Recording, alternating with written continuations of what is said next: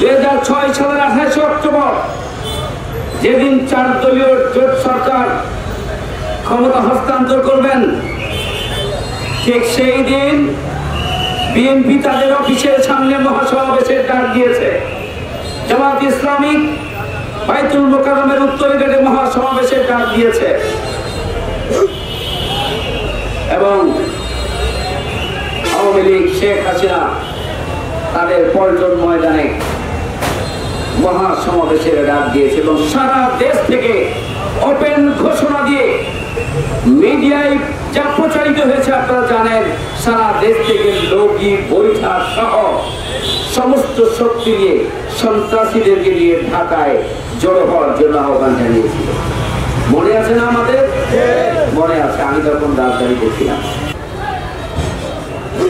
2006 সালের 28 অক্টোবর এই জোট সরকার ক্ষমতা হস্তান্তরের দিন ছিল। শেষ দিন হিসাবে জনগণের উদ্দেশ্যে বক্তব্য দেওয়ার জন্য বিএনপি আলাদা সমাবেশ ডেকেছিলেন। জামাত ইসলামীর আমিরে জামাত মাওলানা মতিউর রহমান নিজামীর নেতৃত্বে বাইতুল মোকাররমের উত্তর গেটে আমরা সমাবেশ ডেকেছিলাম। সকাল থেকে আমি সেখানে উপস্থিত ছিলাম, কারণ স্টেজ তৈরি, শৃঙ্খলা, সার্বিক বিষয়ে দেখভাল করার জন্য।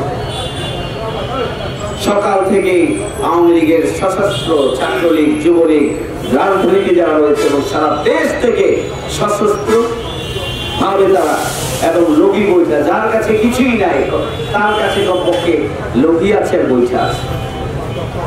এভাবেই সেদিন তারা ঢাকা এসেছিল এবং এসে ইতিহাসের বর্বরোচিত নৃশংসতা প্রদর্শন করেছে। গোটা দুনিয়া ধিক্কার জানিয়েছে আমাদের এই বাংলাদেশের আওয়ামী লীগ।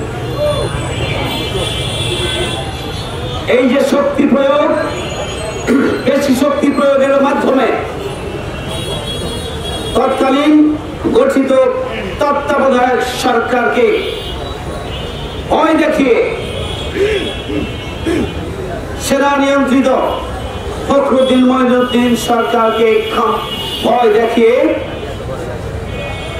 আতঙ্কগ্রস্ত করে তারা আগামী দিনে ক্ষমতায় যাওয়ার পথকে প্রশস্ত করেছিলেন এবং তারই ধারাবাহিকতায় ষড়যন্ত্রের অংশ হিসেবেই তারা 2008 সালের জাতীয় নির্বাচনে ক্ষমতা আসে। নিশ্চয় আপনাদের ইতিহাস এখানে মুরব্বী যারা আছেন তাদের স্মরণে থাকার কথা, বেশি আগের কথা নয়। এগুলো তো আমার এই ইতিহাসের পাঠ তো আমাদের জীবনের সাথে মিলেছে। তাহলে এখানে অনেকে সিনিয়র আছে। তাহলে আওয়ামী লীগ শক্তি প্রয়োগ করে সন্ত্রাসী কায়দায় ক্ষমতায় আসার পথ প্রশস্ত করতে চেয়েছিল। 2008 সালে সেটি হয়েছে এবং এরপর থেকে কেয়ারটেকার সরকার বাতিল করে স্থায়ীভাবে ক্ষমতায় থাকার জন্য তারা একের পর এক ষড়যন্ত্র করেছে।